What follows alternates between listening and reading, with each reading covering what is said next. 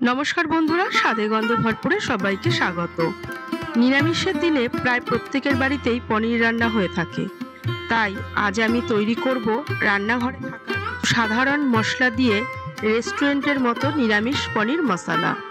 पनिर मसाला करते की लागছে चलुन एकबार देखे निन। आमी एखाने एकटा बड़ साइजेर टमेटो कुचि करे निয়েছি, सेटाके एकटा मिहि पेस्ट तैरी करे निये आसबो। आर निये निচ্ছি 3টে काँचा पाका लंका भेंगे।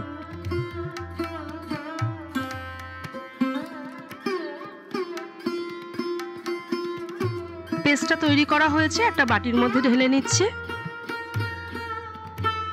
এখানে আমি হাফ কাপ গরম দুধের মধ্যে 10টা কাজু ভিজিয়ে রেখেছি।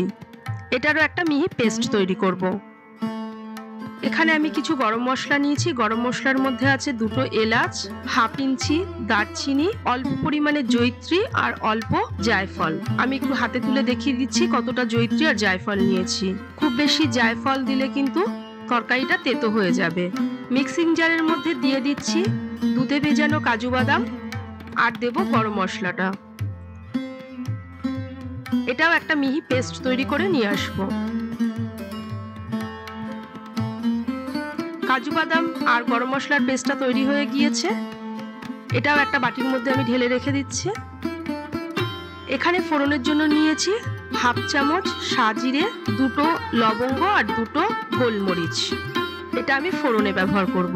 এখানে আমি 200 গ্রাম পনির নিয়েছি। পনিরটাকে প্রথমে আমি টুকরো করে কেটে নেব। একটা বাটির মধ্যে দিয়ে দিয়েছি 1 গ্লাস জল। জলটাকে প্রথমে হালকা গরম করে নেব। জলটা গরম হয়ে গিয়েছে, আমি এটাকে নামিয়ে নিচ্ছি। এর মধ্যে আমি পনির ভিজিয়ে রাখবো, তার জন্য জলটাকে গরম করলাম। একটা ফ্রাই প্যান বসিয়েছি, তার মধ্যে দিয়ে দিচ্ছি 1 চামচ সাদা তেল। তেলটা গরম হয়ে গিয়েছে, এবার এর মধ্যে দিয়ে দিচ্ছি পনিরের টুকরোগুলো। দিয়ে দিলাম সামান্য পরিমাণে লবণ আর দিচ্ছি 1 চিমটে হলুদ গুঁড়ো। হলুদ আর লবণটা দিয়ে পনিরটাকে হালকা করে ভেজে নেব। পনির ভেজে সঙ্গে সঙ্গে যদি গরম জলে ভিজিয়ে রাখা হয় তাহলে কিন্তু পনিরটা খেতে খুব ভালো লাগে। পনিরটা নরম থাকে আর খেতেও খুব ভালো হয়। পনির ভাজা হয়ে গিয়েছে, আমি এখান থেকে তুলে সরাসরি গরম জলের মধ্যে দিয়ে দিচ্ছি।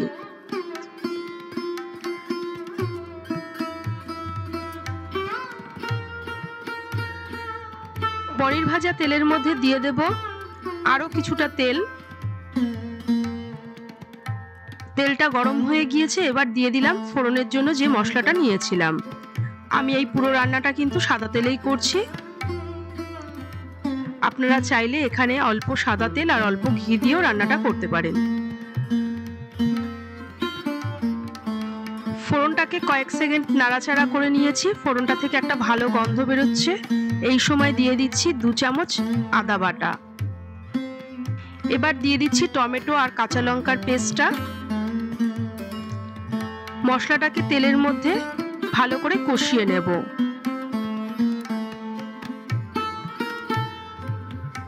আদা বাটা আর টমেটোটা কিছুক্ষণ কষাবার পরে এর মধ্যে দিয়ে দিচ্ছি কিছু গুঁড়ো মশলা। হাফ চামচ ধনে গুঁড়ো, 1 চামচ লাল লঙ্কার গুঁড়ো, এটা ঝালের জন্য দিলাম।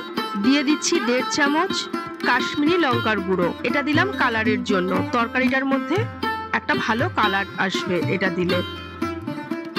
দিয়ে দিলাম হাফ চামচ হলুদ গুঁড়ো। দিয়ে দিচ্ছি স্বাদ মতো লবণ। গুঁড়ো মশলাগুলো দিয়েও আমি ভালো করে কিছুক্ষণ কষিয়ে নেব।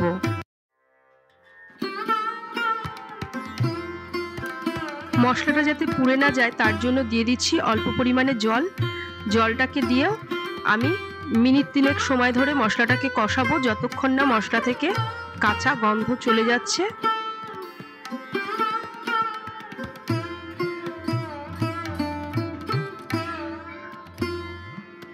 মশলাটা কষানো হয়ে গিয়ে মশলা থেকে তেল ছাড়তে শুরু করেছে। এবার এর মধ্যে দিয়ে দিলাম কাজু বাদামের পেস্টটা।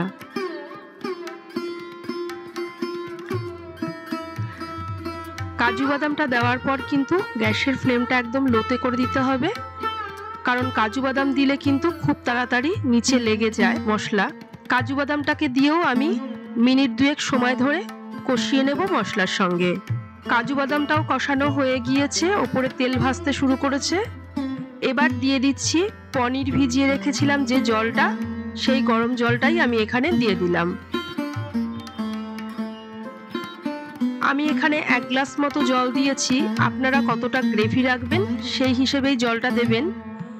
জলটা দেওয়ার পর আমি মিনিট 3 সময় ধরে গ্রেভিটাকে ফুটিয়ে নিয়েছি।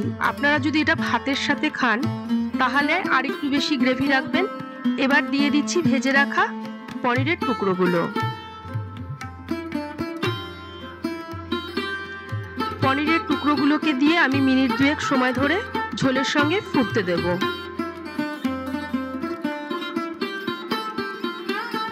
ঝোলটা ভালোভাবে পনিরের মধ্যে ঢুকে গিয়েছে।